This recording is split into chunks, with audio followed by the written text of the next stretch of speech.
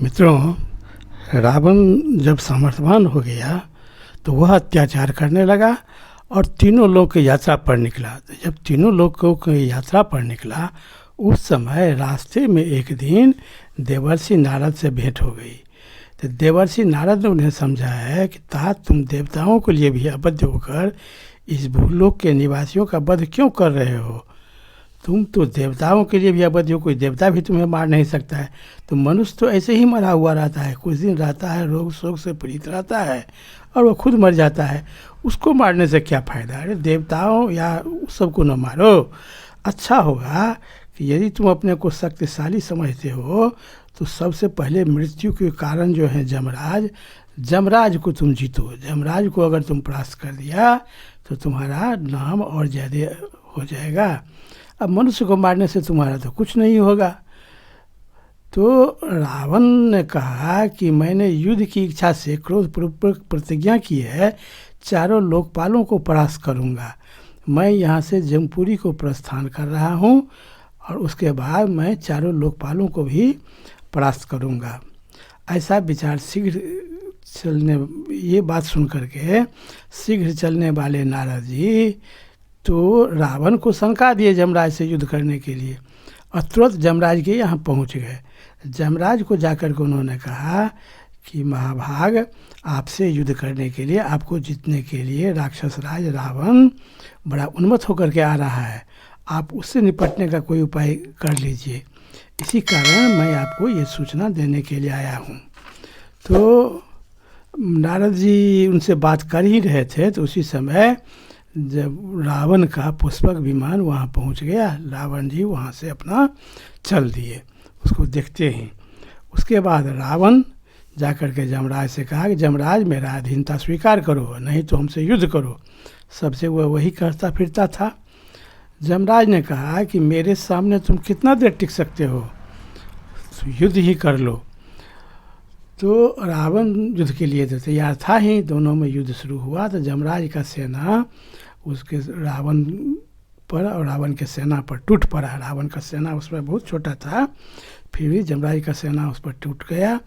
और सबसे पहले रावण का जो पुष्पक विमान था उसको सबने चूर चूर कर दिया। कि पुष्पक विमान को जैसे जैसे चूर चूर करता था पूरा वह नया हो जाता था, क्योंकि ब्रह्मा जी का उसको था कि ये कभी नष्ट हो ही नहीं सकता है, तो वो नया हो जाता था। उसके बाद रावण को कई बाणों से मार करके छलनी कर दिया कि रावण भी तो अमर था, अमृत का वरदान उसको मिला हुआ था, अभी मर नहीं सकता था किसी के हाथ से। फिर वो उसका शरीर पूरा ताज़ा हो जाता था। उसके बाद रावण भी क्रुद्ध होकर के पुष्पास्त्र का संधान किया और जमराज के सेना को छिन्न भिन्न कर दिया, सबको मार दिया, सब जहाँ तहाँ भाग गया या मर गया। उसके बाद ये स्थिति देख करके जमराज महाराज कालदंड उठाए तो कालदंड से कोई प्राणी जिंदा रह ही नहीं सकता है, एक पल भी जिंदा नहीं रह सकता है, तुरंत मर जाता है।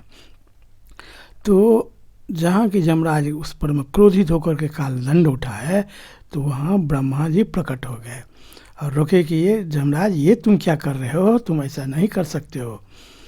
क्यों पितामह, रावण तो हमको वध करने के लिए तैयार है।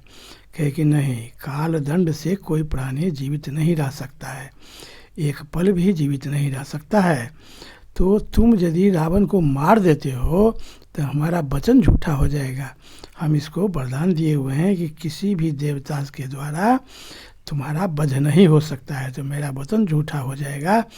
और दूसरी बात, यदि किसी कारणवश रावण नहीं मर चुका, चूँकि मेरा वरदान दिया हुआ है, तभी ये कालदंड झूठा हो जाएगा। तो दोनों स्थिति में कालदंड को भी मेरा ही वरदान है और रावण को भी मेरा ही वरदान है। तो तुम अगर इसका प्रयोग करते हो तो या तो कालदंड सफल होगा या असफल होगा, दोनों स्थिति में मेरा वचन झूठा हो जाएगा। और मेरा वचन झूठा हो जाए ये तुम्हारा कर्तव्य नहीं बनता है कि हमारे वचन का मान रखते हुए तुम इसको वापस ले लो और रावण का अधीनता स्वीकार कर लो। इसी में देवलोक का और हम लोगों का भी अभी कल्याण है।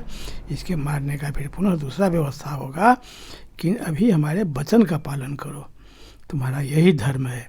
देवराज तब यमराज भी इस बात को बहुत सहर्ष स्वीकार किए। पितामह, हम सृष्टि के सभी देवता आप ही के अधीन हैं, आप जो कहेंगे हम वही करेंगे, आपका वचन झूठा हो जाए ये तो हम भी कतई नहीं चाहेंगे। आपका वचन सत्य हो, इसके लिए हमको जो करने के लिए कहिएगा हम रावण का अधीनता स्वीकार कर लेंगे, लेकिन आपका वचन झूठा नहीं होने देंगे। ये बात कह करके यमराज ने अपना कालदंड वापस ले लिए। रावण विजयी घोषित हुआ। उसके बाद रावण पुनः दूसरी जगह युद्ध के लिए जाएगा। रावण तो अभियान पर निकला ही हुआ है। बहुत बहुत धन्यवाद। जय श्री राम। मित्रों, ये वाल्मीकि रामायण की कहानी है और वाल्मीकि रामायण के सब तरह कहानी सुनने के लिए अब हमारे चैनल से बने रहिए। वाल्मीकि रामायण का कहानी अभी मैं सुना रहा हूँ। बहुत बहुत धन्यवाद।